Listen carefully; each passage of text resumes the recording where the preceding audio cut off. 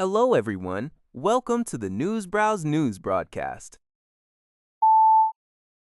According to a report by Xinhua, the United States Central Command announced that the U.S. military launched target airstrikes against Iranian military installations on Friday. The operation targeted Iranian missile and drone storage locations as well as coastal radar installations. U.S. officials described the military action as a powerful response to an alleged drone attack that occurred a day earlier against a commercial vessel transiting the strategic Strait of Hormuz. The incident marks a significant escalation in regional tensions along the critical maritime trade route. According to Tsingtao, a catastrophic 7.5 magnitude earthquake and its powerful double shock waves have devastated Venezuela, claiming at least 920 lives and leaving more than 3,360 people injured. A dedicated missing person registry has recorded over 50,000 individuals unaccounted for, a figure confirmed by United Nations humanitarian officials. The coastal city of La Guaira emerged as the hardest-hit area, where at least 100 buildings, including high-density apartment blocks, collapsed into rubble within seconds.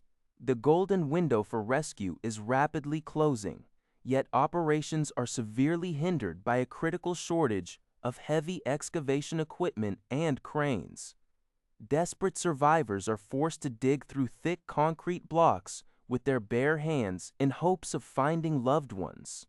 In response to the crisis, international search and rescue teams from Mexico, Spain, El Salvador, and other countries have crossed political boundaries to join the efforts. Meanwhile, the Venezuelan government has declared a state of militarization in La Guaira to enforce rescue operations. This disaster adds a severe blow to a nation already struggling with political and economic instability. According to Al Jazeera, Burkina Faso's military government has officially severed diplomatic relations with its former colonial ruler, France. In a statement broadcast on national television on June 26, 2026, Communications Minister Gilbert Ouedraogo announced the decision, accusing Paris of harboring neo-colonial ambitions and actively supporting subversive networks and terrorists in the Sahel region. Led by Captain Ibrahim Traoré, since a September 2022 coup, the military administration has increasingly distanced itself from Western nations, particularly France, while pivoting toward closer alignments with Russia and China. This move follows the dissolution of political parties in January 2026, signaling a further decline in the country's democratic space. While the diplomatic rupture is immediate, the military government clarified that the decision does not affect the historical, cultural, or social ties between the peoples of Burkina Faso and France. The security of French nationals remaining in the country will continue to be guaranteed. The rupture highlights France's rapidly shrinking geopolitical influence in West Africa, where several former colonies have recently rejected Paris's security and political roles. According to UPI, the U.S. Centers for Disease Control and Prevention, CDC, has elevated its response to Level 1, its highest priority level in response to the growing Ebola outbreak in the Democratic Republic of the Congo, DRC, and Uganda. Public health officials expressed deep concern over the rapid geographic spread and rising number of cases. Since the outbreak began in May, the World Health Organization, PUD, has confirmed more than 1,000 cases and over 260 deaths, with the majority of infections reported in the eastern DRC and some spreading across the border into Uganda. Ending of this particular outbreak has been linked to the Bundibugyo virus strain, presenting a major challenge for health workers. Unlike the Ebola Zaire strain, there are currently no approved vaccines or therapeutic treatments for the Bundibugyo strain.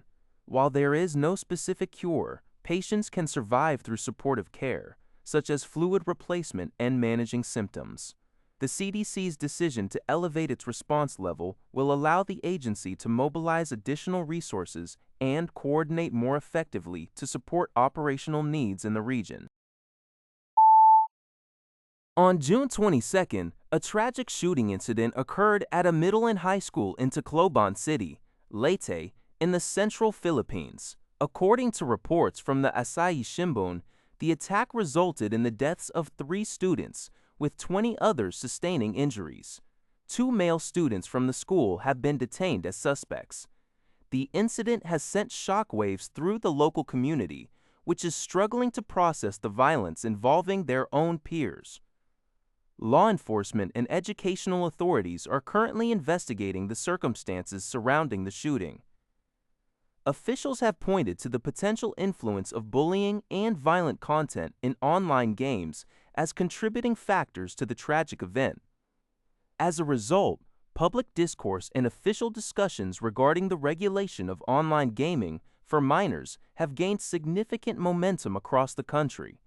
The school, which serves approximately 1,600 students aged 12 to 18, remains a scene of profound grief and active investigation as experts weigh how to address the underlying societal and digital influences that may have driven this act. That's all for this video. Thank you for watching. See you in the next video.